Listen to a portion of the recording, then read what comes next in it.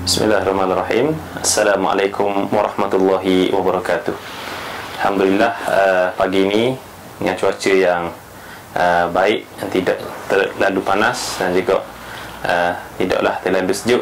Alhamdulillah, kita dapat bersama-sama dalam rancangan hadis kursi pengubah jiwa yang dibawakan khas oleh AADK, Agensi Anti Dadah Kebangsaan, dengan kerjasama Institut Modal Insan Terengganu Sejahtera. Kita mengucapkan terima kasih kepada AADK dan juga IMITS dalam memberikan dan juga membawakan rancangan ini kepada kita semua, insya-Allah. Jadi pada pagi ini kita sama-sama memerhatikan hadis kursi yang menceritakan tentang betapa Allah Subhanahu wa taala memberikan kepada kita ini peluang untuk kita menggunakan dan juga kita mengambil ianya sebagai satu manfaat kepada diri kita semua, insya-Allah. Jadi sidang pendengar yang dirahmati Allah sekalian, pada pagi ini satu hadis yang ingin saya bacakan kepada tuan-tuan sekalian adalah satu hadis yang diriwayatkan oleh Abu Dzar Al-Ghifari, an Abi Dzar Al-Ghifari radhiyallahu ta'ala anhu, anin Nabi sallallahu alaihi wasallam فيما يرويه عن ربه عز وجل أنه قال: يا عبادي إني حرمت الظلم على نفسي وجعلته بينكم محرما فلا تظالموا يا عبادي كلكم ضال إلا من هديته فاستهدوني أهدكم يا عبادي كلكم جائع إلا من أطعمته فاستطعموني أطعمكم يا عبادي كلكم عار إلا من كسوته فاستكسوني أكسكم يا عبادي إنكم تخطئون بالليل والنهار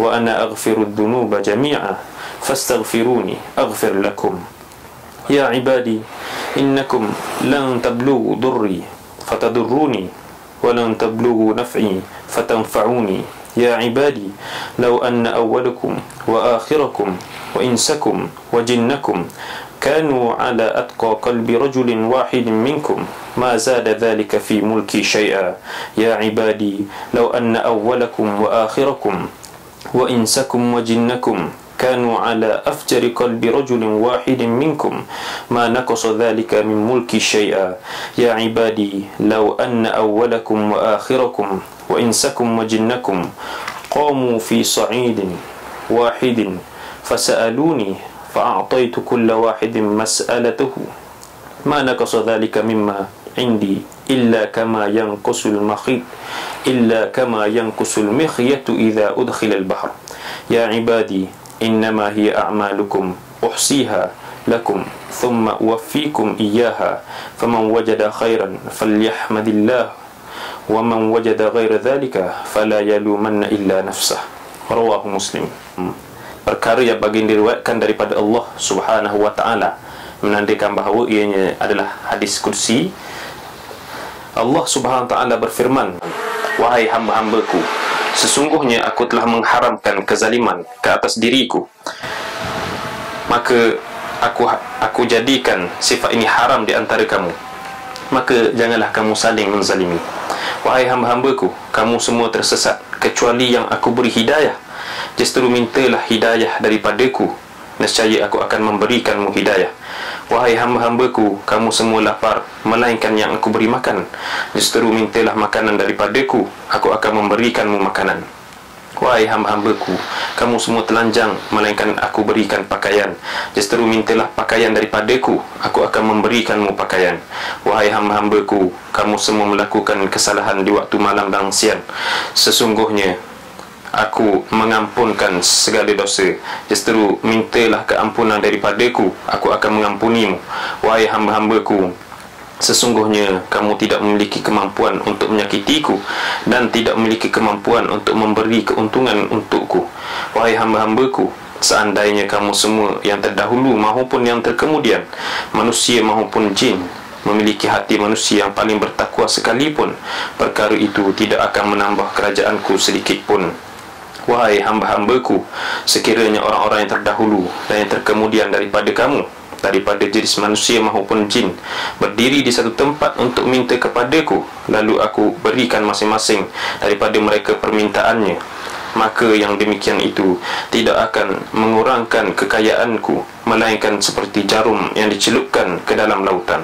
Wahai hamba-hambaku, semua ini ialah amal perbuatanmu sendiri.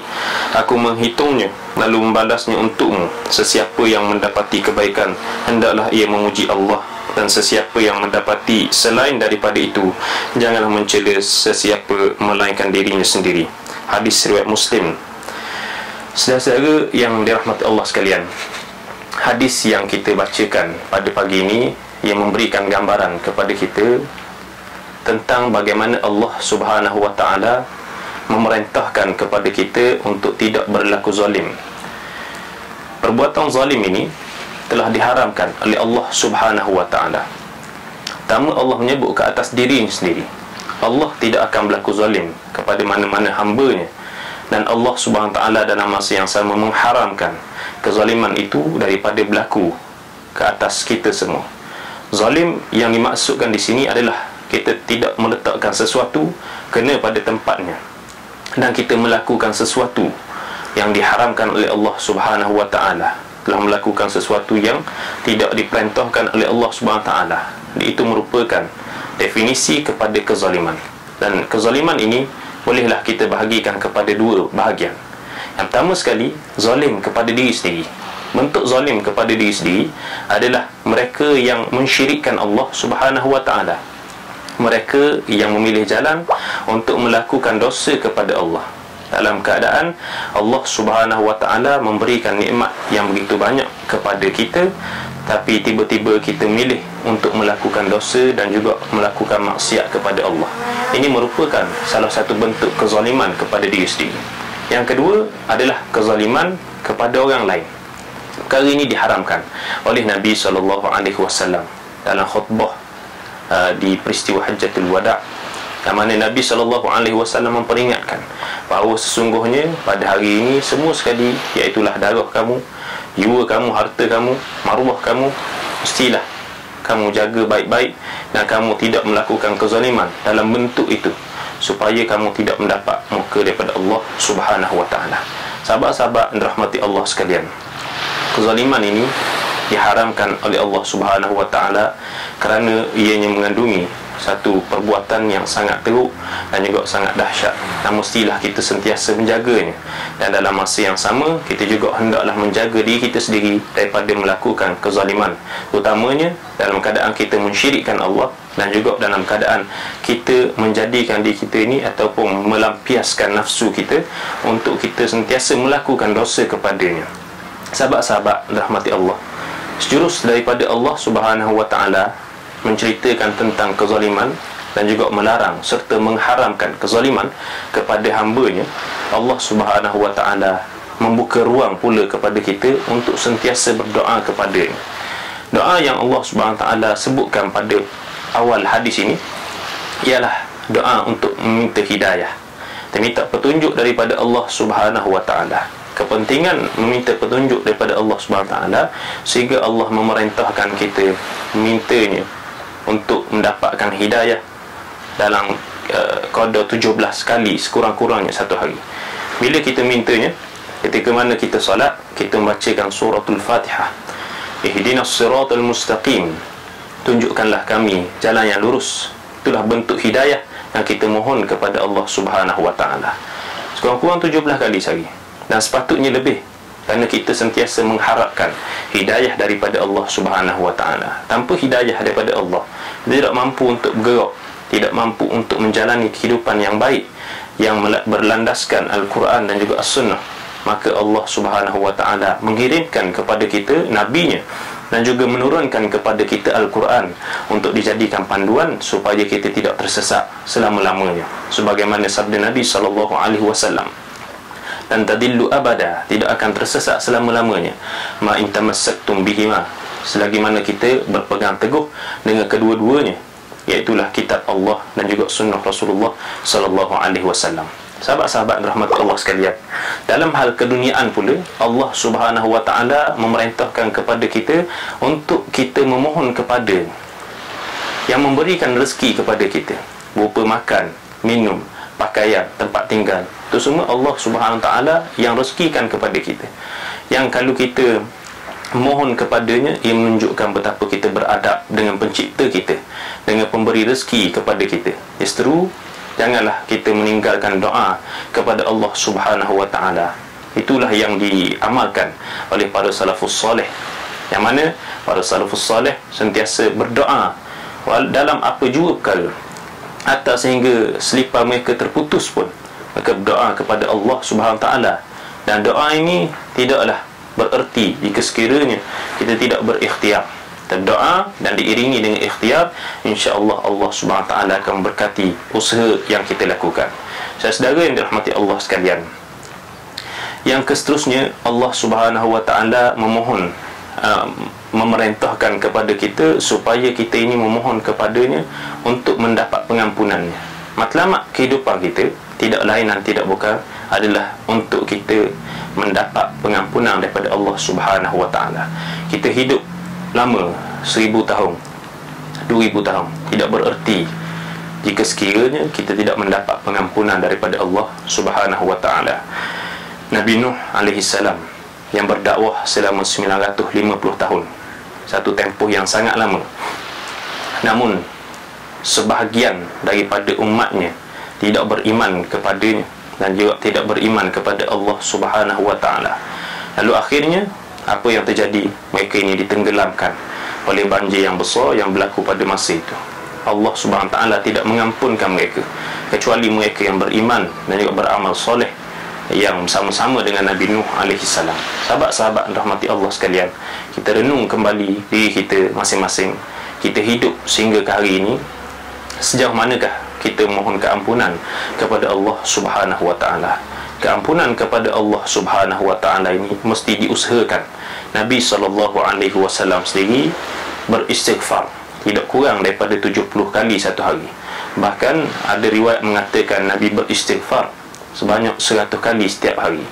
Tambah pula dengan satu hadis yang diriwayatkan oleh Aisyah, Nabi SAW turut beristighfar dalam sujud dan juga rukuknya ketika mana Nabi SAW mengerjakan solat. Ini menunjukkan betapa seriusnya Nabi SAW memohon keampunan dalam keadaan Nabi sendiri tidak pernah dicatatkan dosanya oleh Allah Subhanahu Wa Taala.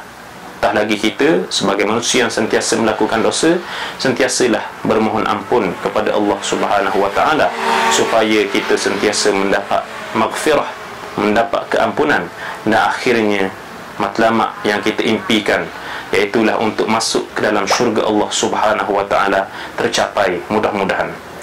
Dan yang terakhir pada pagi ini, Allah Subhanahu Wa Taala berbicara dengan kita, menunjukkan kepada kita bahawa Allah sebenarnya tidak memerlukan kita. Kitalah yang memerlukan Allah Subhanahu Wa Taala.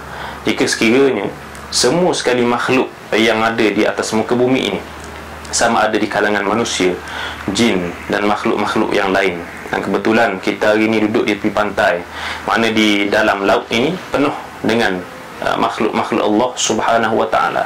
Jika sekiranya mereka semua ini bertakwa dan ketakwaan mereka itu berada pada tahap yang paling tinggi, justru mereka tidak mampu pun untuk menambahkan kekayaan dan juga kekuasaan Allah Subhanahu Wa Taala. Kerana Allah Subhanahu Wa Taala memang sedia kaya, memang tersangat kaya dan tidak memerlukan kita semua.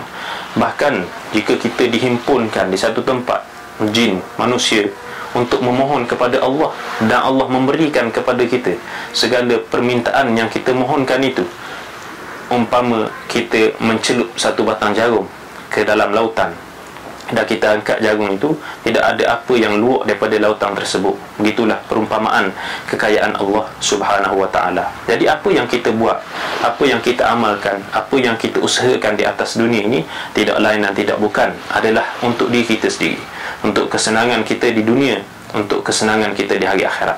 Dan mudah-mudahan Allah Subhanahu Wa Taala membuka jalan, memberikan ruang kepada kita untuk kita kembali kepadanya. Dan ingatlah, kita haruslah sentiasa bertaubat kepada Allah Subhanahu Wa Taala setiap hari. atas dosa-dosa yang kita lakukan. Dan mudah-mudahan Allah Subhanahu wa taala memberikan kita kekuatan untuk terus kekal konsisten istiqamah dalam keadaan tersebut, dan akhirnya kita dijemput kembali oleh Allah Subhanahu wa taala dalam keadaan kita bertakwa dan juga kita mendapat pengampunan daripadanya. Jadi cukup sekadar itu dulu perkongsian kita pada pagi ini. Mudah-mudahan kita semua mendapat keberkatan daripada Allah Subhanahu wa taala di dalam kehidupan kita. Wallahu alam. Assalamualaikum warahmatullahi wabarakatuh. Bertemu kembali episod akan datang, Hadis Kursi Pengubat Jiwa.